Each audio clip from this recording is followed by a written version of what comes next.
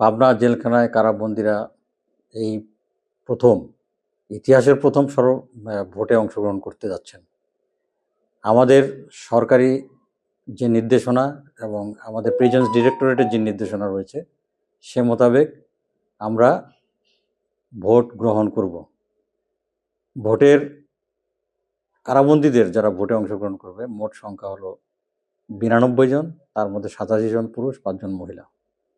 যারা কারাগারে ভোটের রেজিস্ট্রেশন করেছেন তারা নিজের এলাকায় গিয়ে ভোটদান করতে পারবেন না, এবং যারা রেজিস্ট্রেশন হয়ে আবার ফেরত আসবেন কারাগারে ভোট দেওয়ার জন্য সেটাও কিন্তু তারা করতে পারবেন না। আমরা আজকে এসেছি পাবনা জেলা কারাগারে কারাবন্দী ভোটারদের তথ্য দিয়ে।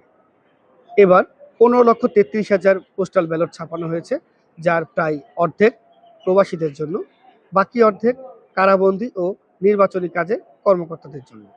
পাবনা জেলখানাতে 92 জন কারাবন্দী এবার ভোট দিতে পারবে, তার মধ্যে 87 জন পুরুষ এবং 5 জন নারী।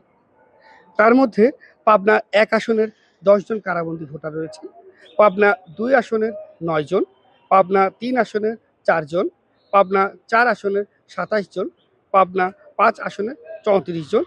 এই পাবনার মোট ভোটার 84 জন।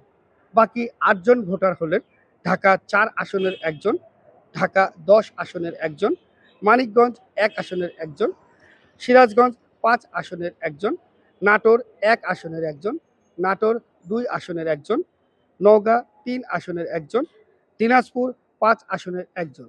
এই হলো পাবনা জেলা কারাগারের কারাবন্দীদের পোস্টাল ব্যালটে ভোট দেওয়ার তথ্য।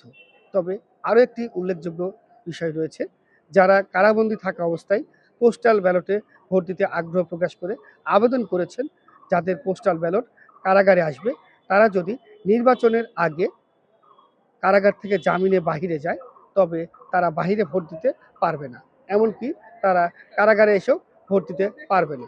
শুধুমাত্র যারা কারাগারে থেকে আবেদন করেছেন এবং কারাগারেই থাকবেন ভোটের দিন পর্যন্ত, শুধুমাত্র তারাই এই ভোট দিতে পারবে।